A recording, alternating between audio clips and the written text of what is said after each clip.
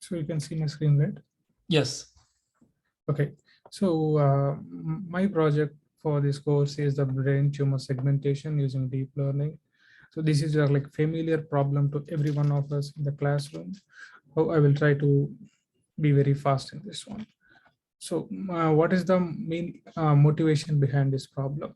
As you know, this brain tumor has multiple forms of brains is prone to multiple forms of tumors. So there are actually around 120 different types of tumors, and identifying these types of tumor is essential for the doctors so that they can be sure of the surgical process they are going to take. And this is like a statement that summarizes the statistics of the brain cancer, and based on these numbers we can conclude that this is a very significant problem that we have currently. And now let me try to walk through the problem and how we are going to apply segmentation here. We have a 3D MRI scan that is given to us, and we have to segment the regions. As you know, this is like very familiar to us, and we have to basically classify it into 4 labels that the given MRI scan. I have tried like various models for this one. First of all is a 2D unit which acts as a baseline, and a 3D unit which extends this to actual 3D MRI scan, but here it's like slice by slice. And I'm also tried like attention unit, like 3D attention unit. Let me just walk you through the unit architecture. For this unit architecture, we have like 4 layers, which is encoder decoder based type. And for this one, for this data set, the input to the network will be a 4 cross 240 cross 240. This 4 is going to be like flare, T1C, and those type of information. And the output segmentation map will also be like this. Coming to the 3D unit, here it is mostly similar to 2D unit in the form of like the convolutions and the operations that we are performing. But the main difference is that we are doing it on 3D, and now the input to the network will be a 4 cross 160 cross 160. Instead of like using the entire volume, I have just cropped the 3D segment, 3D MRI scan because of the memory constraints in the GPU. And the output map also will be similar to this one, which will be a single 160 cross 160 cross 160. Coming to the attention unit, like this is something new to everyone in the classroom, so I would spend time here. As you can see, the operations of convolution, upsampling, and maxwelling, everything are the same. But as you can see here, this is one of the most crucial operations for this model, where instead of directly merging the features from the same layer, you try to apply a gate here so that it will tell you like what are the most important things that from the previous layer that you should concat. Let's see how this one works.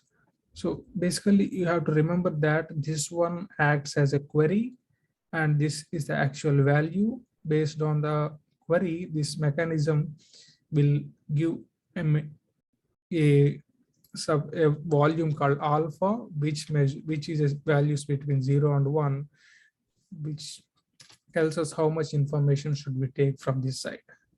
Let us jump into how this works.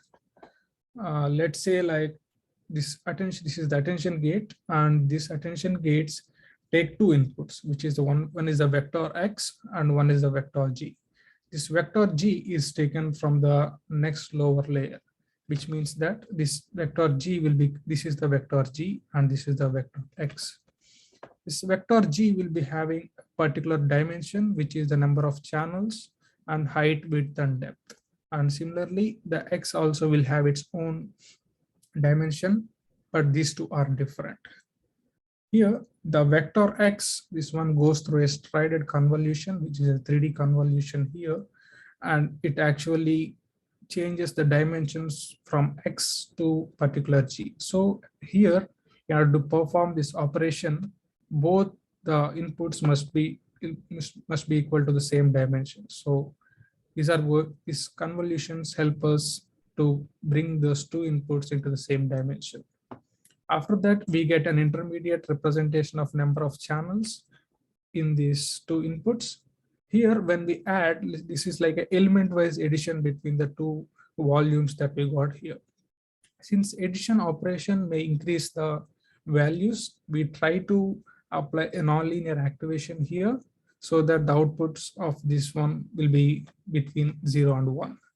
After that, here, since we have some intermediate representation and we want to actually take this from F intermediate to single dimension.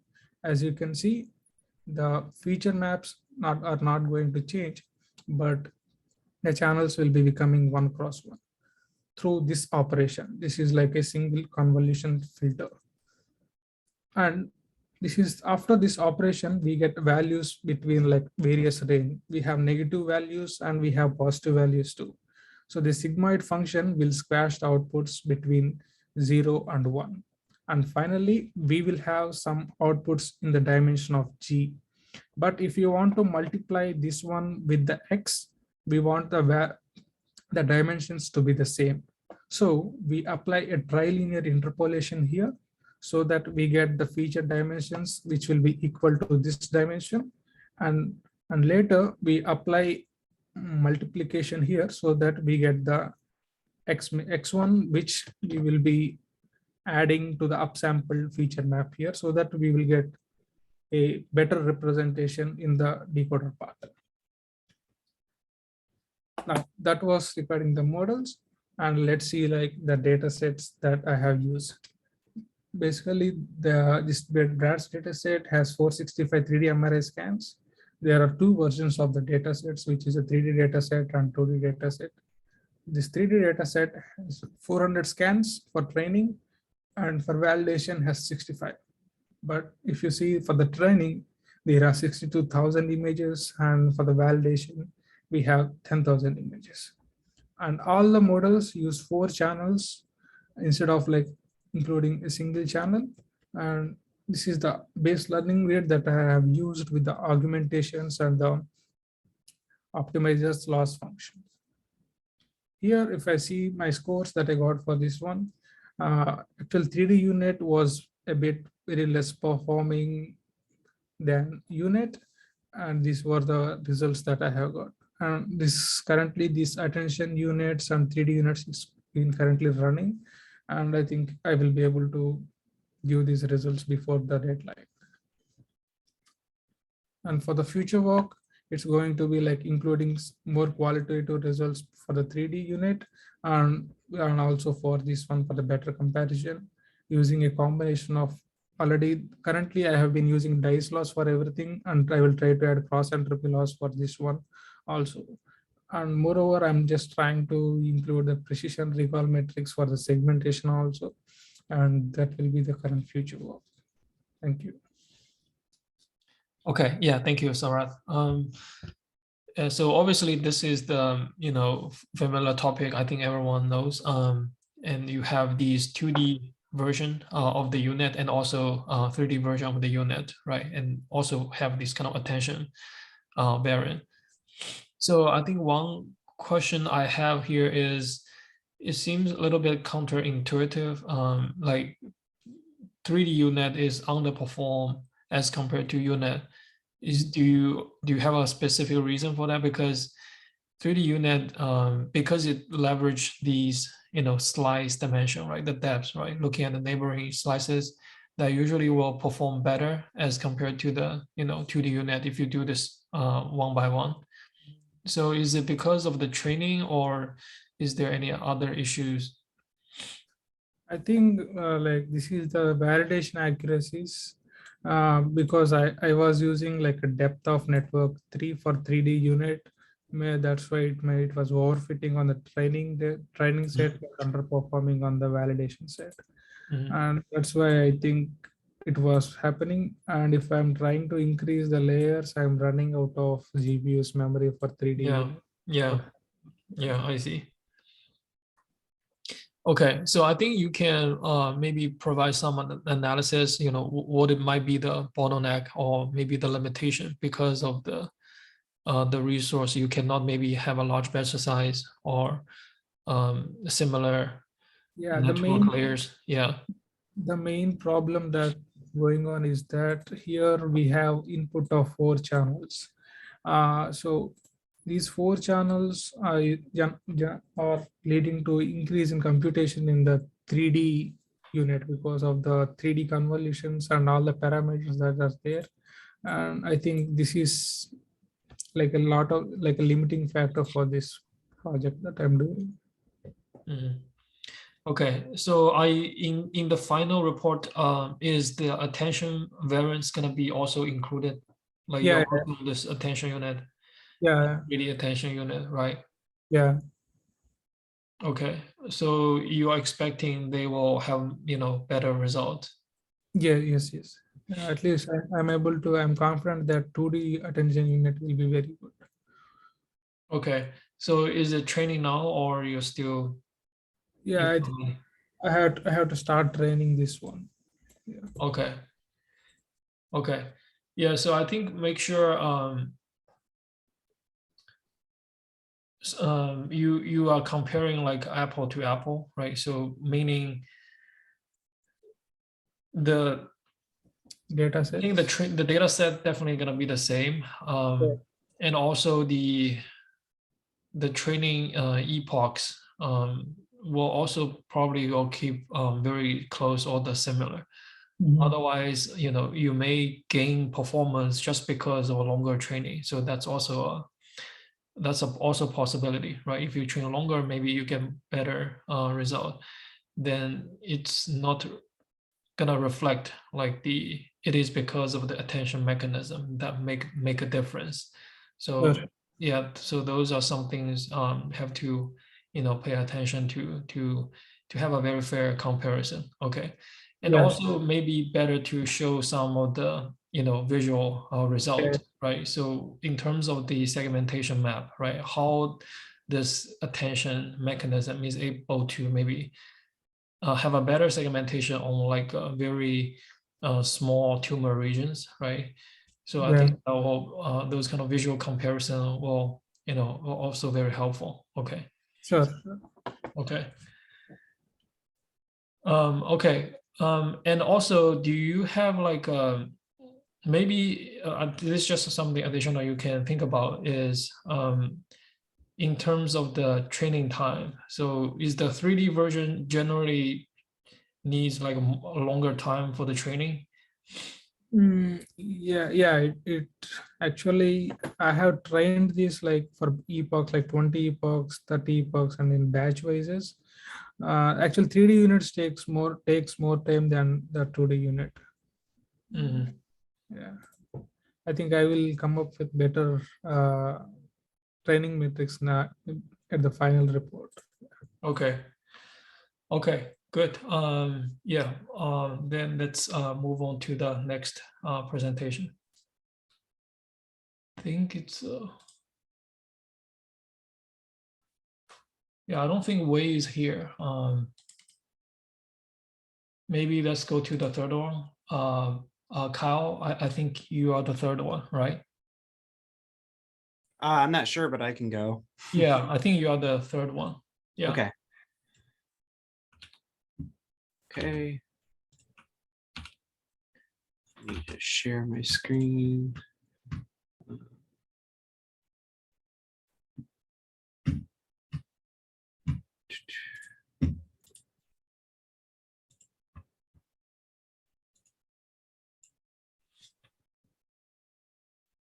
Oh, do you see the correct screen? Yeah, Or I my see your notes? slides.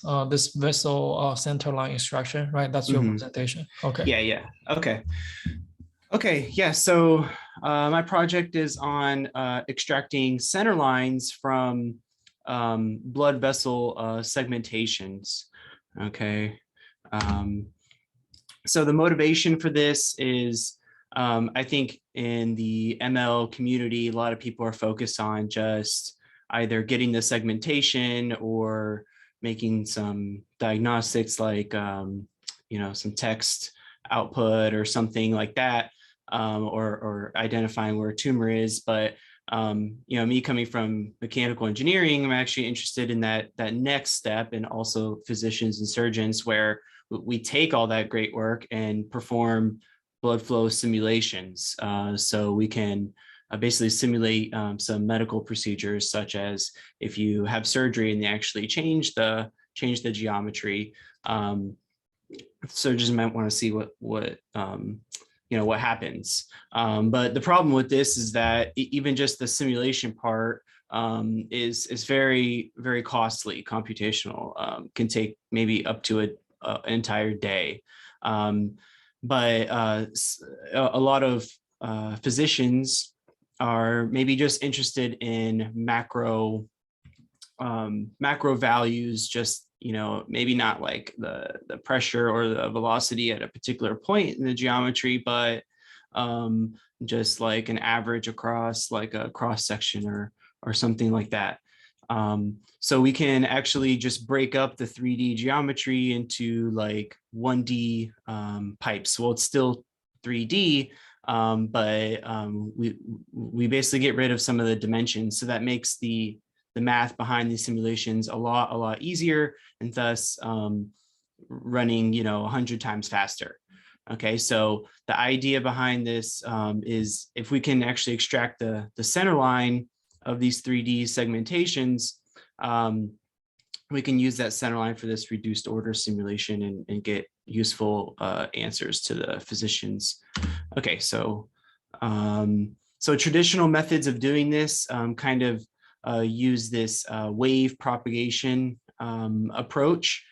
So it requires the user to place seeds at the inlets and outlets. You see here the red dots, and then basically propagates like a wave from there going throughout the geometry. So you'd start here and propagate this wave, and then basically you're measuring the radius, and you build this Voronoi diagram, and then the center line is extracted based on the minimum values of that diagram. So this is kind of traditional methods. They do work pretty good, but the main issue is that we want to automate this completely. So the user having to place these points are we want to completely take that out.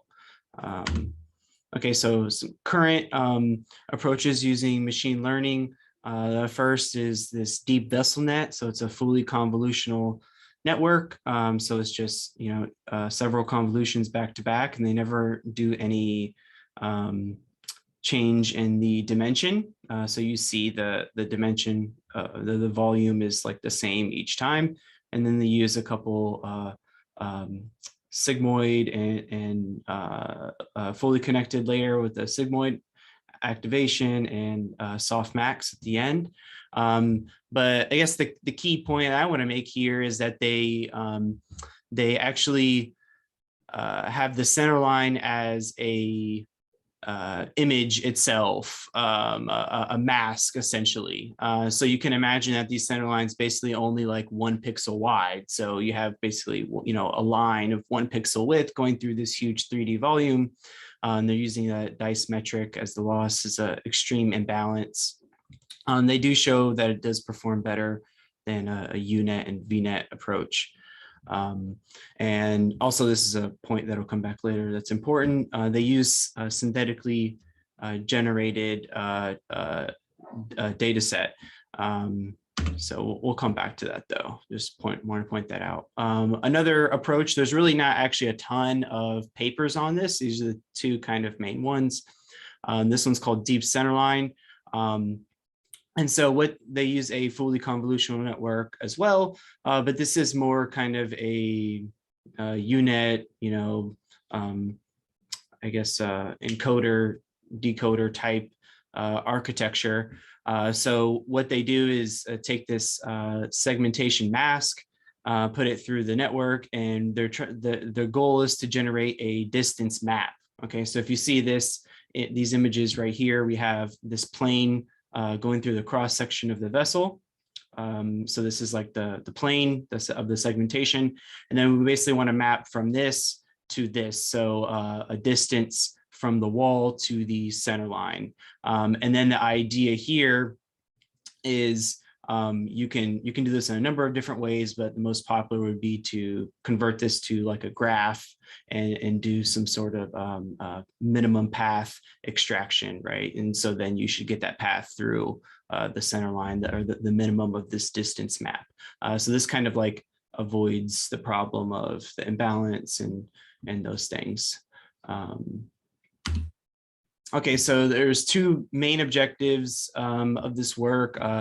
The first is, I guess I forgot to mention quickly, they generated the center lines. This paper used real patient-specific data. So they did generate the center lines using these traditional state-of-the-art methods like I talked about before. So the two main objectives, the first is to actually investigate or provide guidance on the effect of using these center lines generated from the more traditional methods versus, quote, perfect targets, which are either synthetically generated or maybe checked by a human and fixed. That can be either. What I'm kind of considering perfect targets. And the second also is just kind of a side thing that I came to realize, that also to investigate the use of strided convolutions versus pooling. It seems that this can actually have some benefits in these types of architecture. So I just wanted to explore that a little bit. Okay, so my approach here is based heavily on the deep centerline approach. I found this to be a better, makes more sense. You don't have the extreme imbalance of the pixels, and it is, yeah, so so the idea is to generate the target center lines using these traditional methods, and then replace the convolutions with, replace the convolution and either down pooling or convolution and up pooling. So this is the network architecture of that paper. So they do convolution and then pool, convolution, pool, etc., and then back up the other way, basically exact reverse. It also has skip connections. So the basic idea is just replace that with strided convolutions. So that was like the secondary objective. Okay, so the data sets, like I mentioned before, the deep vessel net is synthetic, and so I use that, and that's the center lines provided with this data set. Let's consider like the perfect targets to train with. And then I also will use this vascular model repository. So this is like patient specific data. And then I'll have to generate the center lines based on the traditional methods for this. So this is more akin to what the deep center line paper did. Okay, so pre-processing and setup. So first I actually had to, we're given the center lines, but what we're actually trying to output is the distance map. So we actually need to go ahead and generate those distance maps. So just using from the SciPy package, just this distance transform just based on the Euclidean distance of a pixel to the closest non-zero. So inside the mask, the segmentation mask here, they just measure to the closest non-zero or to the closest 0 pixel, and then I invert it, right, so that the lowest value is on the center line. So for that purpose, so that we can do the minimum path extraction with the graphs. So I do some augmentation and the training. And for the sake of time, I'll just move forward. So here's my initial results. So obviously this is what I'm getting. I have something wrong in the model, kind of getting this checkerboarding effect. So unfortunately, the paper that I based this off didn't, was kind of vague, and they didn't provide any code. So I was literally writing the model and everything from scratch. Maybe I bit off more than I could chew. But I mean, at least you can see some resemblance of what it looks like here. So, the vessels and the distance map. But for what it's worth, as far as comparing the strided convolutions, wow, that's a hard word, compared to regular convolutions with pooling, the loss is actually better with striding, and it takes less time. So that, for what it's worth, though, obviously I have something wrong in the model. So I don't know, you can really put too much weight into the better initial performance of that. But so conclusion, yeah, having a little bit of still some troubles with implementing the model, having to do it all from scratch. So I have also not able to test yet the effect of using so-called perfect targets versus like automatically generated using like traditional methods. The striding does seem to improve. Okay, future directions, obviously just investigate this like checkerboarding effect I'm getting in the results. So I have something wrong. Maybe I need to make the network deeper, also normalizing the data and add sigmoid functions at the end. The paper didn't say anything about this, so it makes me think that they didn't quite the data is somewhat normalized just based off of how the distance transform works. It goes from like 0 to 2.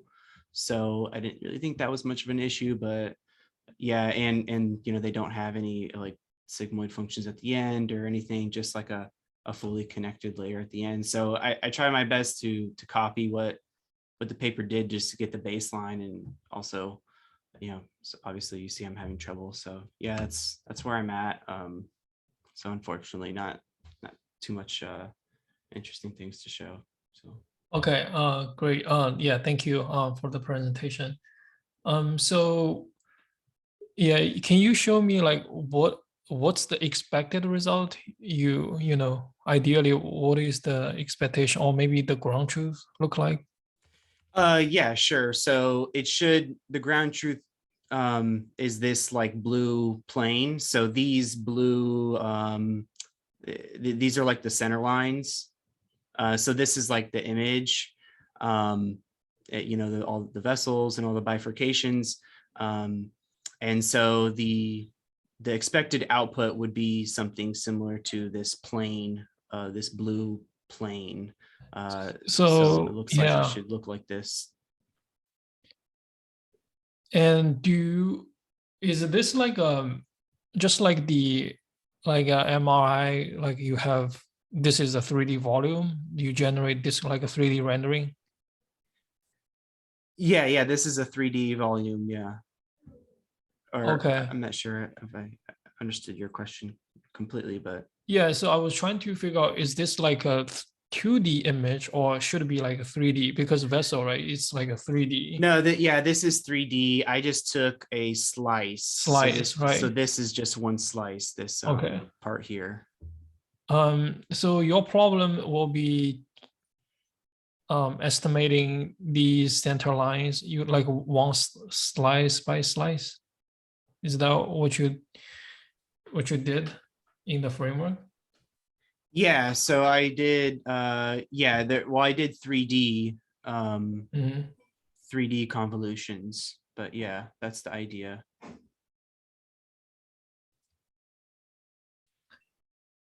Yeah, I was trying to figure out what is exactly is the input and what is the output and what might be wrong, if you don't reach the expected result. Yeah, so the input is just the binary, the segmentation mask, and then you do several convolutions and you get the image is smaller, so you do and then basically turn around and do the reverse, right? The up Yeah. convolutions and so the output should be so this paper does both a map for the endpoints and the centerline distance. I want to just bring the attention though to the centerline distance map. So that is what this plane is. This is the centerline distance map. So if you only consider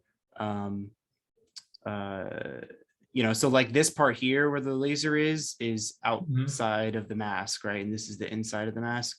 So you just basically want to measure from the center line to the wall of the vessel. So this is the wall of the vessel, right? And so you want to output this map here. So the distance from the middle of the vessel should be really small because that's where the center line should go through, right? Because if we're measuring I think you understand. Okay. Yeah, I think for one thing is maybe you can, I don't know if you you can simplify your model maybe if you feel like there's maybe something wrong with the training.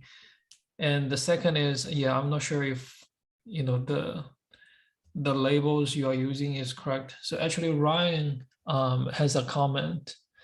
Did you see in the chat, Ryan had a checkerboard happen in the brain tumor homework.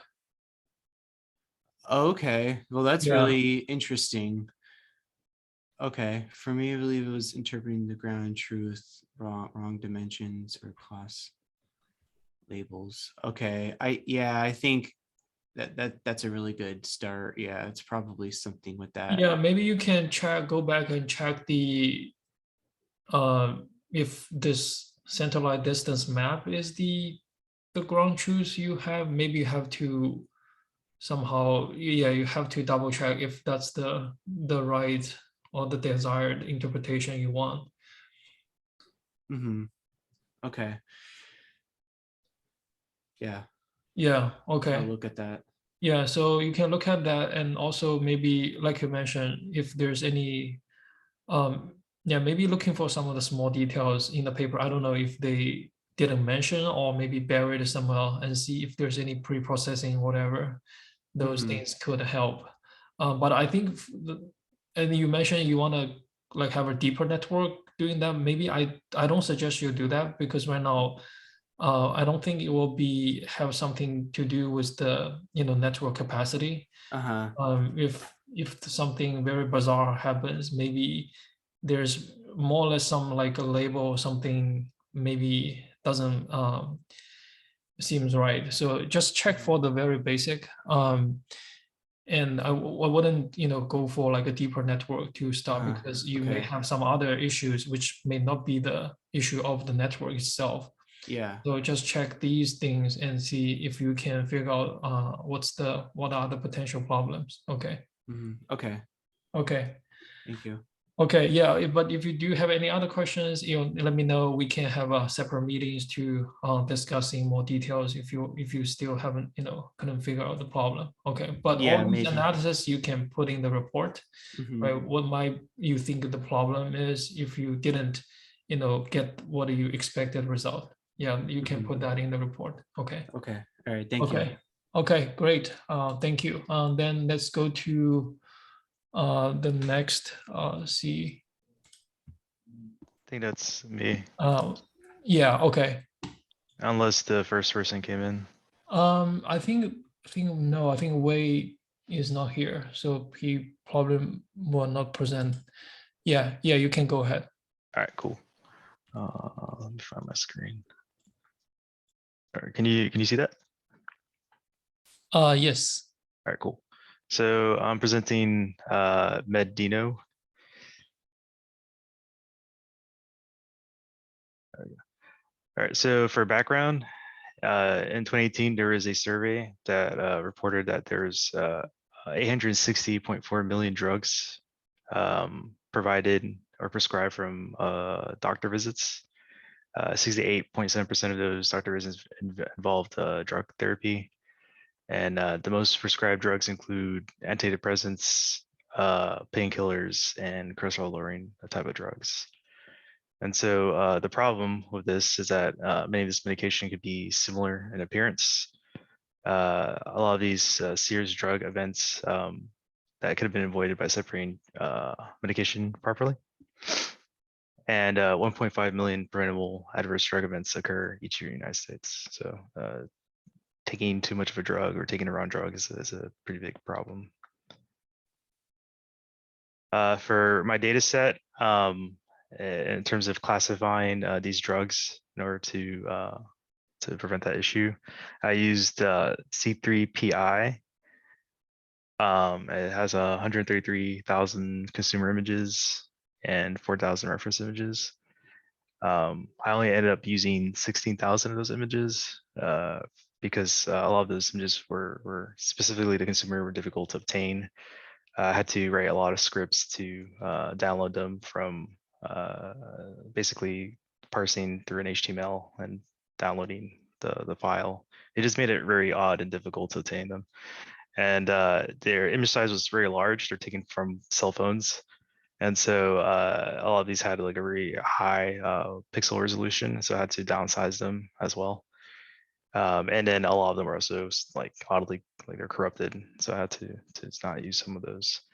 And then also I'm obviously using the ePIL ID data set. So I know we've talked about this in the last two presentations, but not every pill type is represented in the consumer section of the split. So for the method, I'm going to be using Dino, and it's a self-distillation of no labels type of architecture. I'm using VIT small as a backbone for that architecture. I'm going to pre-train on a combination of C3PI, that data set, and the ePIL ID. And then I'm going to get those weights and then train a linear classifier on only the ePIL ID. And then I'm going to apply image augmentations on the downstream classifier task. So those would include like hue, contrast, brightness, and gamma. So a little rundown of how the Dino architecture works is that you would first start with your input image. You get that input image, and then you would provide two separate types of augmentations, one for the student and one for the teacher. You would train on those augmentations, and the student would share the weights with the teacher. The teacher will do some operations of centering. This is to avoid collapse. Then it goes through softmax layer. And then the teacher does not update itself. Its weights, its weights stay frozen, but the loss is computed between the two networks. And so this means that you'd have to have two instances of the VIT network, one for the teacher, one for the student. So it is a pretty RAM hungry kind of architecture. So the motivation for doing this would be the Dino paper itself. It has really interesting results. I don't know if anyone has read it, but it's pretty cool paper that outlines the results it had on the ImageNet. And the pill types, a lot of them have similar colors and shapes. So like a white round pill, or like all of them are like capsule shaped pills. So classification would be kind of tough, and so pre-training on a larger, more diverse data set would help. Using unlabeled data set, so that's much easier to obtain, a lot easier to work with. Just gain a bunch of the images and not having to label them or find an annotated set. And then I want to use a subject-specific pre-training. So a lot of this pre-training is done from ImageNet. And ImageNet, as you know, is a bunch of different classes like dogs, cars, to landscapes. And so I think it would be better to use this pill pre-train, like a pill data set pre-training instead of ImageNet or Cocoa as in our example. As for the experiments, I was thinking of doing pre-training on ImageNet and then training the linear classifier on LPLID. It's kind of like a control. And then pre-training on just the C3PI. And then applying the linear classifier to that. And then it would be pre-training on C3PI. And then on top of that, using or combining both of the data sets, the C3PI and then the EPIL ID. So pre-training on those two combined data sets, and then training with the linear classifier on only EP ID. And then obviously the augmentations I mentioned before, so like color, hue, contrast, crop, gamma, that's all the different augmentations you do with the linear classifier. So for the results, this is results on just the pre-training. And so I'm going to show you like the output of the self-attention maps. So the visualization of the self-attention maps, and then that same visualization masked over the original image with a 0.7 threshold. So for the ImageNet, already it's kind of already good. And I'm assuming it's because ImageNet is it's such a large data set, and there's it might already have been good enough, and I really won't know until I finish the training the classifier. But when I trained with the C3PI, this is the best image because there's several of these self-attention heads, and so I basically just picked the one that I thought looked the best. But yeah, so this is not so great. Around the sides, it looks like it's funny, like the background more, I guess, more exciting. And then for the combined data set, it's a little better, I guess. It seems to be, at least mapping the number of the pill bit. But yeah, it's not that great. For an example on the Xanax pill, still like the ImageNet just looks really good. And then again, this is how it visually looks like. It might, be better or worse on the training. And then the C3PI, I have an issue of like the bars showing up a lot in the self-attention, and then for the combined data set, it's still, yeah. So it seems like the ImageNet, visually seems like it'd be better performing, but I don't know until I actually train the classifier. So for current status, I have done all the pre-trainings, so all that's done. I'm currently doing the linear classifying training with the ImageNet pre-training, and then I still need to do the linear classifier with the C3PI and the C3PI plus the PIL ID. And so that's still I have to do that. Luckily, the training the classifier doesn't take even really as long as pre-training the ImageNet or any of the pre-training tasks. Again, because that architecture has to have two of those instances of those networks, so that takes a lot of space, a lot of RAM.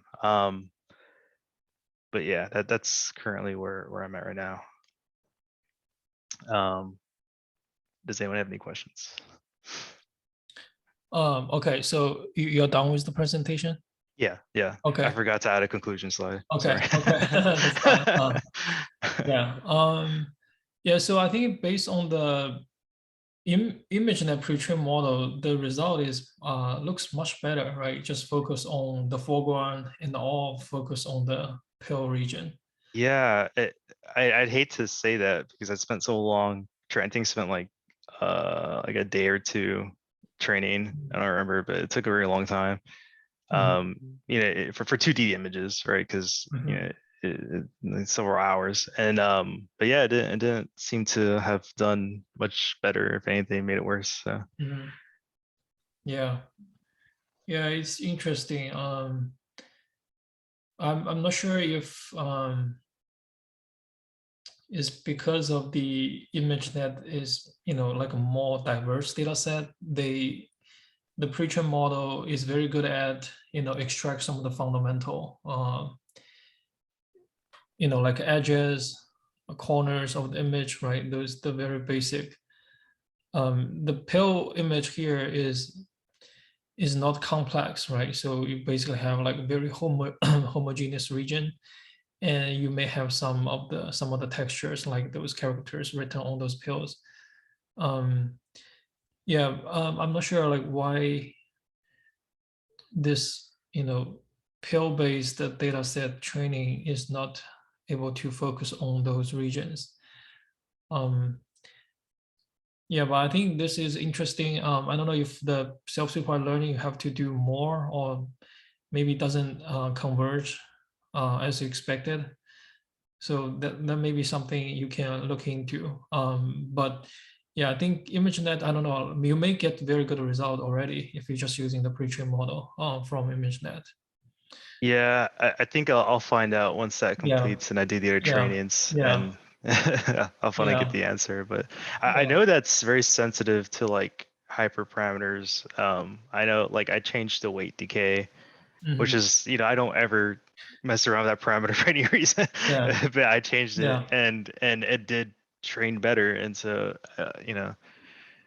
yeah, that's something that I guess I'd have to spend more Yeah. time looking into. But Yeah. Okay. So I think Ryan, he also has some. He was saying your ImageNet pre-trained model, like attention focus, is good on the pill region.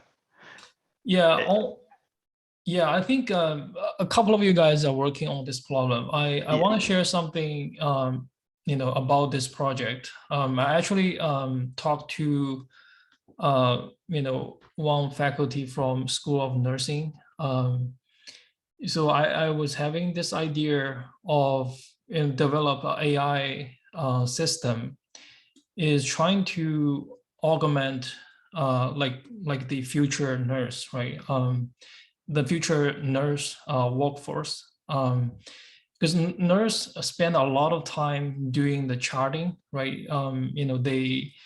When they administer a drug, right, go to check the patient, they have to verify, if this is the correct medicine, is this the right time to give the patient the medicine, is the medicine is given the right way, right? If you're doing some, injection, IV injection kind of thing, right, you have to do it in the right way. So I think there's like 5 or 6 checks you have to verify. And she told me that, there's a lot of human errors, in the hospital because of, there's too much things going on. It would be nice to have like a virtual nurse, right? If you can wear like a smart glass, like a Google Glass. You can using this glass and like a virtual nurse to do the verification, right? It's just like you have 2 nurses in the room and the second one just doing the double check, right? Except here we're trying to using AI to do that, right? You have a glass, you go to the patient, and we can do face identification, right? To recognize, this is a patient, and we can automatically query into the EHR system, right, electrical health record system, to verify the basic information like the date of birth, or the reason being admitted to the hospital, medical history, etc., right? Then you will check, okay, if this is the right time to give in the medicine. And when the nurse take out the medication box or whatever, the glass can do like OCR recognition, right? Read the labels and also check or recognize a specific type of pills, right? If this is the right one to administer to this patient, right? And the third is, this type of pill may be easy to read or recognize, but I think the difficult case is when you do some injection, right? If you do some insulin, injections where you have to read the dosage, right? This is a very critical, right? You cannot give the wrong dosage to the patient. It's going to be catastrophic, right? Life endangering situation. You can, if we have a glass, we can also verify the right amount of dosage. Then that's another thing very important, to administer the drug. So I think, the nurse has given me this input. They have this kind of like urgent need to using this kind of AI or machine learning or vision system that is act like a virtual or second nurse to do this kind of double verification to reduce the human error.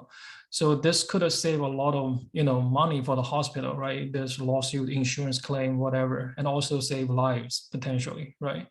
So yeah, I was thinking, things you guys are doing, all this pill project. Maybe after this class ends, we can maybe schedule time to think about, if you guys are interested, right? We can think about how we are able to develop a prototype, right? We have this AI system to recognize the pills, do the recognition.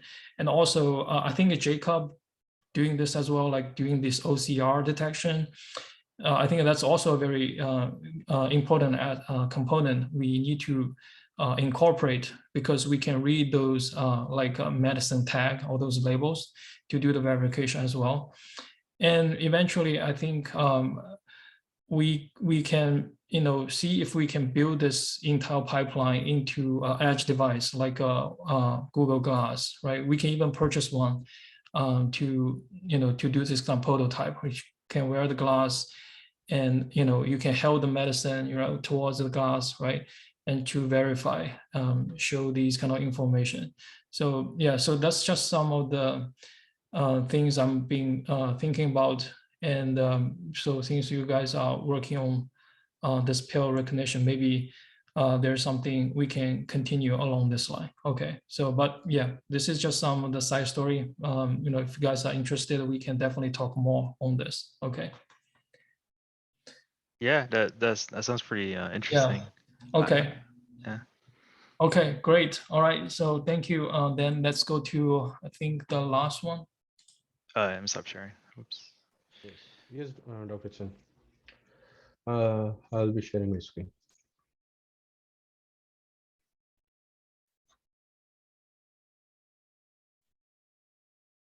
Is it visible? Yeah, I can see it. So good afternoon, everyone. Today I'm going to present brain tumor segmentation using 3D unit.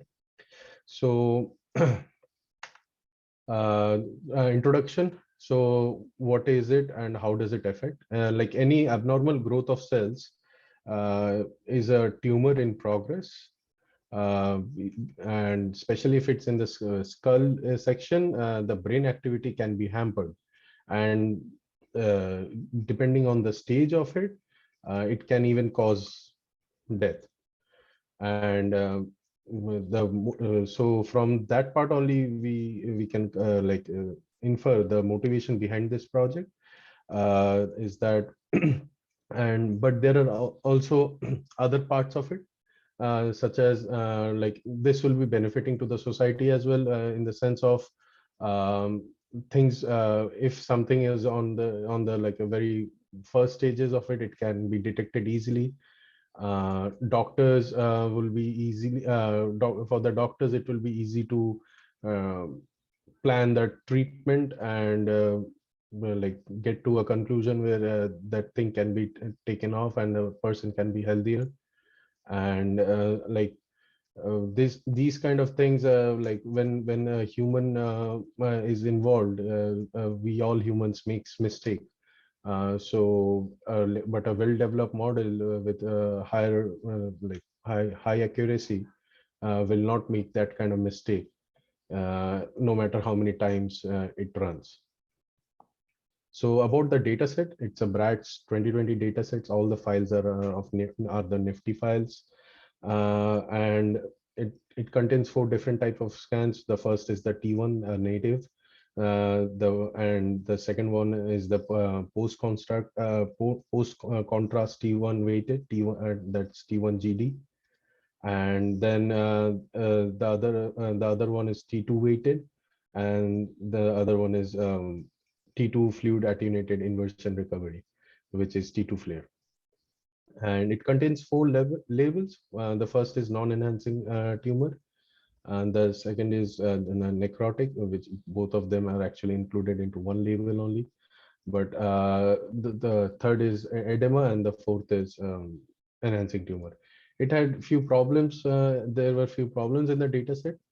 The first one was the file 355 had some incorrect naming, which I ran into while running the script, and had to change it manually. And the second one was the labeling index, because the enhancing tumor was labeled 4, so had to change that to 3, and so that the continuity of the labels were maintained. So some visualization of the data set is this is the axial view, the coronal view, and the sagittal view of the like flare modality. The 3D, this is actually the 3D view of the tumor for flare. Um, this was done for like getting an idea or sense of how it should look when my model will be uh, printing out, giving out the predicted outputs. So the approach to the problem that I took was first getting the files pre-processed, which is basically like I reshaping the model and changing the min max values and keeping that range to 0 to 1. And then what I did was convert them to NPY files so that it can be directly fed to the custom generator. And then I split it that into train and validate train and test set. And after that, I built a custom generator, which which actually loaded the images in the batch size of 2. The model that I used was 3D unit, and the training is done on 3D unit with different losses. That is, one is dice loss and focal loss. So the training details are as follows. The optimizer that I used was Adam optimizer. The batch size was 2, and the GPU used was by the Newton server, NVIDIA Tesla V100. And the learning rate was scheduled set to 10 to the power -4. And in the training section, like I use different kernel initializer and different dropout values, but after all of that, I set to choose one which was giving the best output. This is basically a 3D unit. I wouldn't be explaining this much because this is an already known thing. So this is how the downsampling, this is the part where the downsampling was happening. And then the bottleneck layers comes in, and then the upsamples, and then the output is the segmented output is given out. So the results. Before getting to like the dice score and all, I wanted to see whether what kind of loss function would be apt for these kind of work. So I used the dice loss first, and this was run on 30 epochs. The dice loss came out to be 0.23, and the focal loss came out to be 0.52. So I thought, why not combine both of them and check, and hence the loss that came out was 0.66. So for further the rest of the results were taken on this dice plus focal loss. And this is how the value how the loss graph reacts with the dice plus focal loss. And now the dice scores using the dice plus focal loss is for the non-enhancing tumor is 0.59, and for the edema it is 0.65, and for the enhancing tumor it's 0.73, and the average of it is 0.6566. So the conclusion and the 3D unit that the simple 3D unit that I used was successfully implemented. Sorry, I forgot to change here. The different loss function when compared, the combination loss was performing better. And for the future work, I thought of applying 5-fold cross validation and try and improve the pre-processing if if the output can the result can be improved further. and to compare it with other implementation of 3D unit on the same data set, and try to bring out some qualitative analysis for the same. Thank you. That's Okay, great. So yeah, I think this is another for the brain tumor segmentation. Mhm. Right. So I guess maybe one thing you can clarify is what is the specific difference you did as compared to like assignment 2 for your project? In assignment 2, I did the 2D unit, Mhm. and for this I used 3D unit. Okay, so you basically will do a comparison, right? Well, as you know, for the 2D and the 3D version. Okay. No, I thought this I didn't know that I have to I use that assignment 2 also in this project, so I thought this was independent Yeah, of that. yeah, that's fine. I Yeah. don't, I'm not saying you cannot do this, but I just want to see, you know, what additional things you did. So, you know, so here you, 3D is one you didn't do in the assignment, right? But you do this in the project. Yes. Okay. You also So- try this like you heard you have the focal loss, so that's also using that to kind of address these imbalance issue. Yes, actually, I was trying different losses to address the balance issues, but that's what I came up with. Mhm, Like the focal loss was better than the dice loss, mhm. Okay, and combination of it also worked out pretty well. okay, okay. Yeah, I think for those you did these brain tumor segmentation, it's better to distinguish, you know, the part you did differently from the assignment, right? Because we already have assignment doing the brain tumor segmentation. So here in the final project, I want to see some of the things you try differently. Right Yes, here, like a 3D. Yeah. overall, the difference was like Mhm. the 3D unit that I use here is completely like 3D unit, but in the assignment, what I did was I suppress the Z dimension so that it acts like a 2D unit. Mhm. So that's the basic difference of it. And in a 2D, like in the 2D unit, I just use the dice loss. And over here, I did the dice loss and the focal loss and dice plus focal loss. Yeah. Okay. So that's the Yeah. basic difference. Yeah, that's fine. So you can make that clear, and also, you know, you can present, you know, more detailed analysis, you know, experiment, because this is the final project report, right? So you can have more detailed analysis. Yeah, I will be like putting the qualitative analysis and the Mhm. quantitative both Yeah. in the reports, because I set my five-fold cross validation to train yesterday only, so it's taking some time. And once that's done, I will be directly starting to work on the report. Yeah. Okay. Okay. Great. So then I think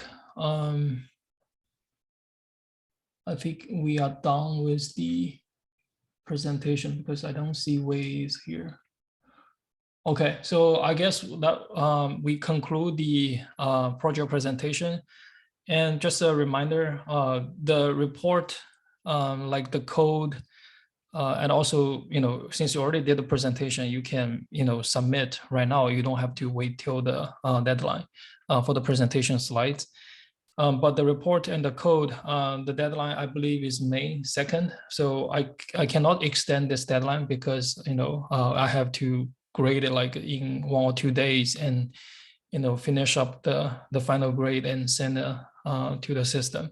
So please make sure you submit before the deadline, right? So don't delay. Otherwise, may affect your grade. Okay.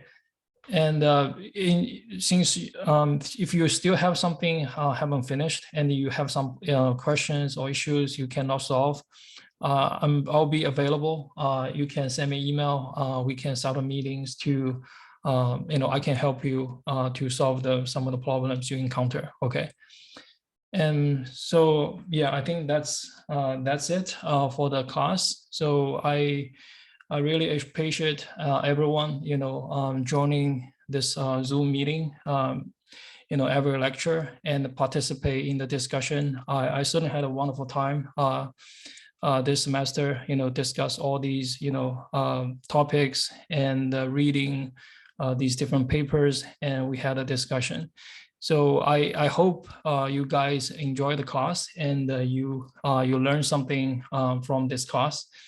And like I mentioned before, if you feel like some of the, like the final project or something you did, maybe you want to keep, refining it and maybe try, submit to a conference or even a journal, feel free to let me know. I'll be more than happy to help you. Okay, just like I mentioned, that pill recognition project. So if you guys are interested, feel free to talk to me, and or maybe we can do something about that. Okay.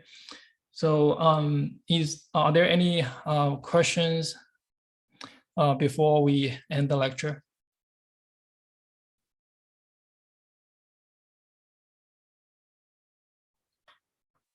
Okay, if not, we're gonna end here. Thanks again, and I'm looking forward to the final project report. Okay, and you guys take it easy for the final exam week. Okay. I didn't have any questions. I just wanted to say one Yeah. last thing. I think this is your first time teaching this class, right? Yeah. Okay. Yeah, I think you did a really great job. I mean, especially me from, out of the department. I haven't had the best experiences in the past, like taking graduate courses out of department, Yeah. I guess for good reason. I mean, not good reason, but, kind of makes sense somewhat. But I found this class to be challenging, but still not like impossible. And I learned a lot. And I also feel like it was a true graduate course because we did more like reading papers and stuff like that, where I feel like some of the others was kind of like more like advanced undergrad. So anyways, I just wanted to let you know that I really enjoyed it. Yeah. Thank you so much. Yeah, this is a very good compliment. Yeah, I really appreciate. Yeah, this means a lot to me. And definitely, there's still a lot of things I can improve. Because this is the first time I teach medical image processing. Although I have the background in image processing, computer vision, but still there's some of the kind of background knowledge I have to learn first for the medical domain. But luckily, I think right now, as being an engineer, also computer scientist, right? So medical images don't have much of difference as the natural image. So a lot of things we like deep learning, this kind of domain knowledge, we can readily apply in the medical domain. So yeah, definitely. Yeah, I appreciate you guys have a lot of good feedback for me to improve. I definitely enjoyed a lot with you guys, the interactions, and I also learned a lot from the course as well. So hopefully, next time I'll be, better. I think it will be better if we have this in class, teaching. So this will have more interactive, active, engagement with you guys, do the discussion, and presenting the papers. Yeah, but I hopefully maybe next time offering this will be like an in-person class. Yeah, so yeah, but yeah, thank you a lot for the comment. Definitely made my day. So yeah, I look forward maybe I may teach some other classes, so you're welcome to register for my other classes. And definitely, I also welcome if you guys are considering, pursuing PhD. I also welcome, you guys apply and maybe under my supervision. Okay. Okay, great. All right. Thank you, everyone. We're gonna end here and have a great day.